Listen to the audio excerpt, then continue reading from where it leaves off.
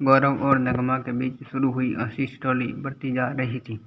गौरव मर्यादा की लाइन लांघना नहीं चाहता था, लेकिन नगमा तो सारे आम उसका हाथ पकड़ देती, उसे खींचकर शाम के सिनेमा शो में ले जाती। गौरव सर्दी की ठंड के बावजूद पसीने में भीग गया था। पसीना आने के बावजूद वह इस तरह कांप रहा था मानो मलेरिया बुखार चढ़ा हो। उठकर देखा तो रात के 12 बजे थे। बिस्तर के दूसरे छोर पर शिवानी बेखबर सो रही थी। तौलिए से पसीना पोंछा और लेटकर सोचने लगा, कितना भयानक सपना था। गौरव को सब पुरानी बातें याद आने लगी।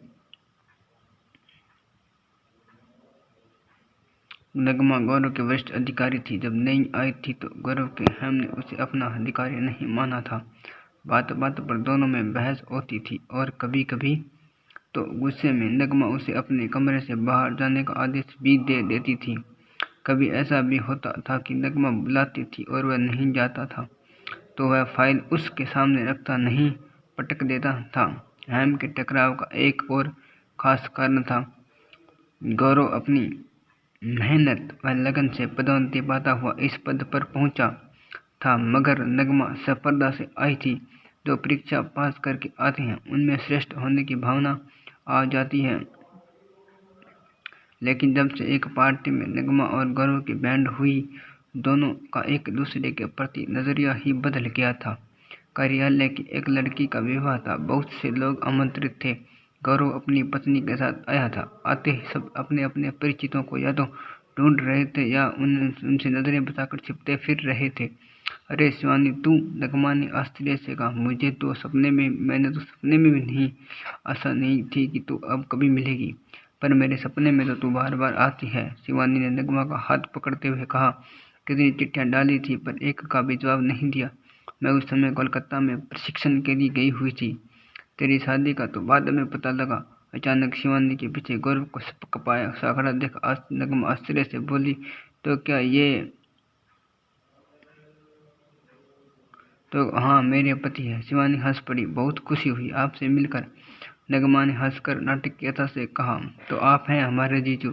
शिवानी के मौसा और नगमा के मामा में रिश्ता तो दूर का था, पर अक्सर शादी ब्याह में मिल जाने से दोनों में अच्छी खासी दोस्ती हो गई थी। चलो अब तो पता लग गया न, गौरव ने महंगे से कहा। मैं आपके लिए शीतल पेय लेकर आता हूँ। गौरव नगमा से दूर होने के लिए ही शीतल पेय का बहाना बनाकर खिसक गया। दरअसल वह दोनों के बीच अपने को काफी असहज अनुभव कर रहा था। पता नहीं नगमा ऐसा क्यों लगा रहा है कि तुम्हें गौरव अच्छा नहीं लगा। क्या यह मेरा भ्रम है? शिवानी ने पूछा। नगमा खिलखिलाकर हंस पड़ी। दरअसल हम दोनों में रोज तू में होती है। हम लेखा विभाग में एक साथ हैं और हमारा आंकड़ा 36 का है। ओहो, शिवानी ने हाथ फैलाकर कहा, पर मुझे इस बात का पता नहीं। क्यों, क्या तेरे ये रोज दफ्तर से आकर मेरी बुराई नहीं करते? नगमा ने टेढ़ी मुस्कान से पूछा। नहीं, दरअसल इन्हें दफ्तर की बातें घर में करने की आदत नहीं है, शिवानी ने कहा, पर कभी कभी बड़े खराब मूड में घर आते हैं। दोस्तों, स्टोरी को लाइक कमेंट चैनल को शेयर करिए और सब्सक्राइब करना ना भूलें। कोई बात नहीं, अब ठीक कर दूंगी, नगमा ने मुस्कुरा कर कहा। ये जीजू कहाँ गायब हो गए? गौरव हाथ में 2 गिलास लेकर आ रहा था। बहुत भीड़ है। बड़ी मुश्किल से 2 गिलास हाथ लगे। गौरव ने दोनों को गिलास पकड़ाते हुए कहा। जीजू, नगमा ने गिलास पकड़कर अनूठे व्यंग्य से कहा। मुश्किल तो अब बढ़ गई है आपकी, अब करिए तकरार। कोई बात नहीं, गौरव भी नहले पर डेला मारते हुए बोला। प्यार का पहला कदम तकरार से ही शुरू होता है। शिवानी और नगमा इस विनोद पर ठठाकर हंस पड़ी। फिर नगमा ने कहा, इस भ्रम में मत रहना जीजू जी।